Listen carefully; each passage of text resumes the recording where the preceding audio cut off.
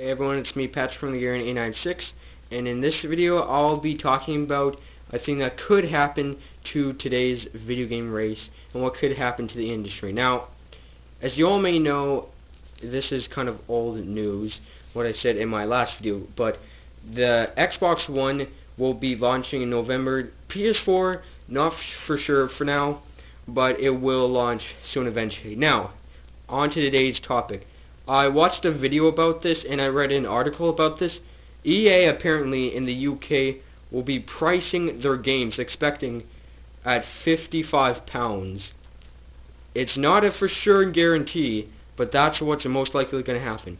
Now here in Canada and there in the US, that evaluates to $80. That's a lot.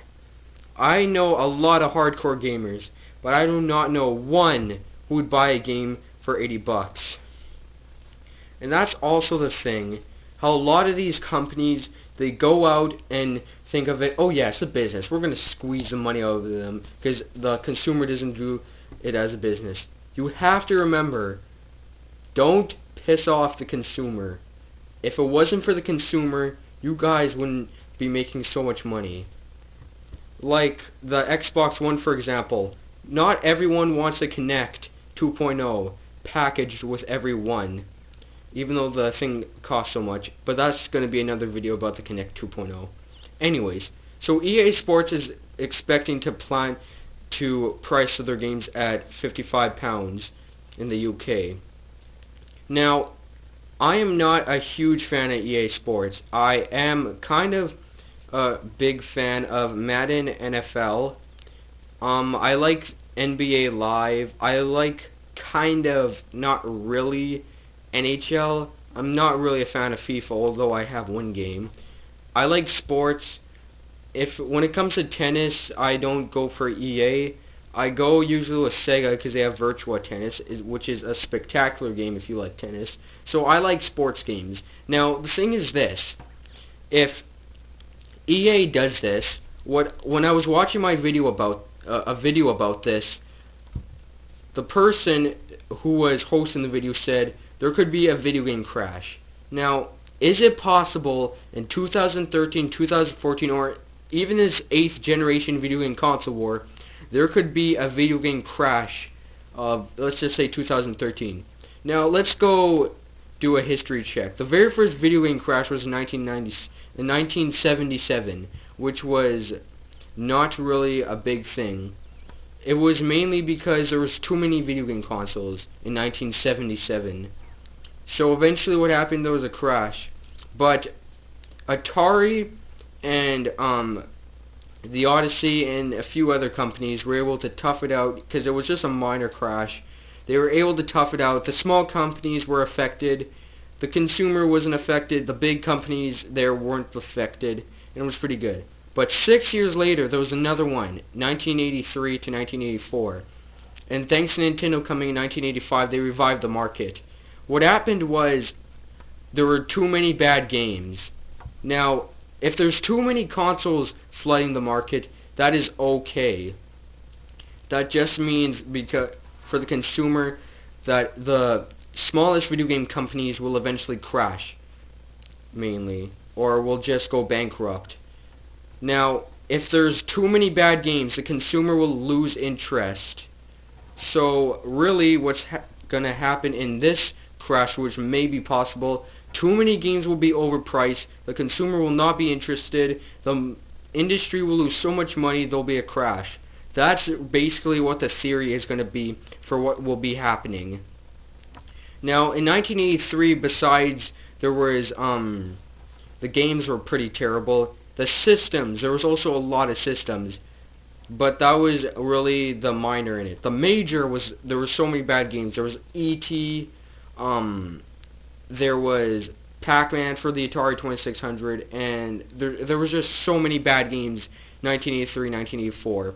But then Nintendo came 1985, revived the video game market, gave them back interest with Super Mario Brothers, The Legend of Zelda, and all those fantastic games which they had, thanks to the NES. Now, if there is another video game crash, don't worry, people. Video games will not be wiped off the face of the planet. If there was a crash, The Apple, like the iPod would still have games on it. Like iPod would be fine. PC gaming really probably would be affected. But the good news is that the games that were going to be manufactured would be cheaper. Now do remember, this does not affect the consumer. It affects the industry. So the industry will be affected and the consumer will be fine. Now, for sure, what would actually happen if there was a crash because if it was overpriced? We do not know exactly what would happen. Then exactly, the industry would not be wiped off the face of the planet. What would happen to Sony, Nintendo, and Microsoft, you know, the big three?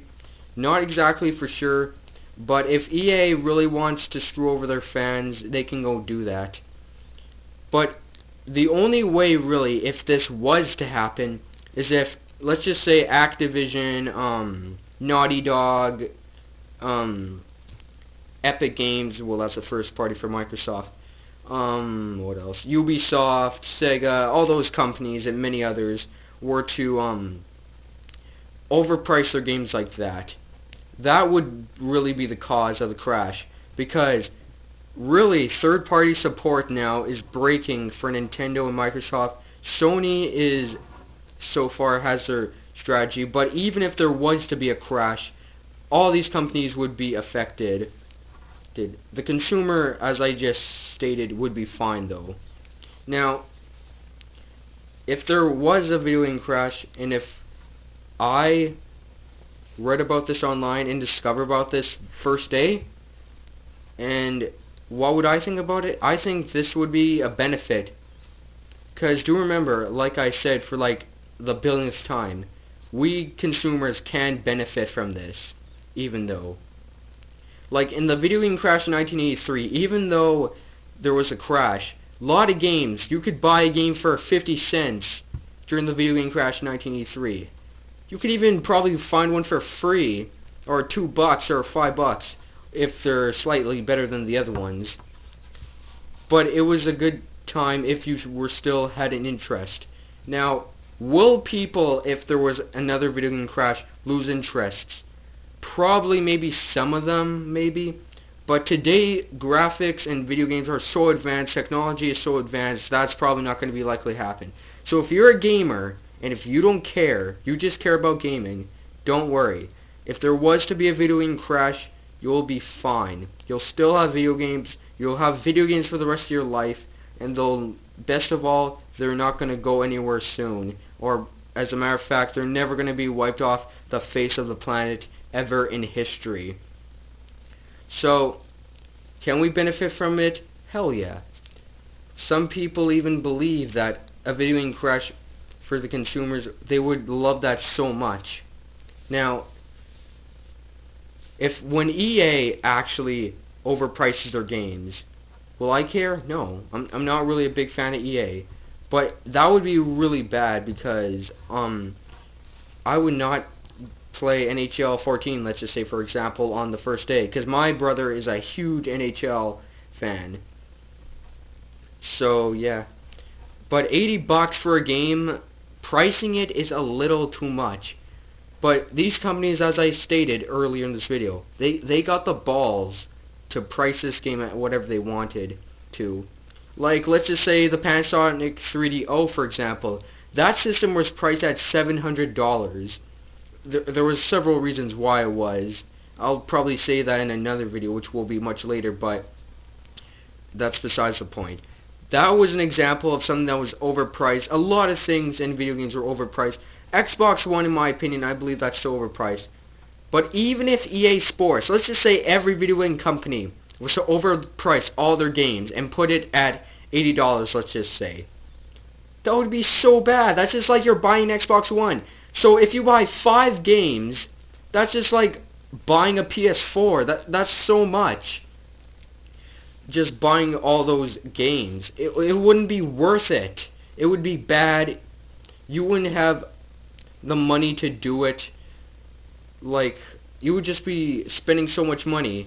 And money today you really need the money to buy some of these games. Anyways, guys, I'll see you in my next video. So this is me, Patrick from the Gear 896, signing out. and I'll see you guys next time in my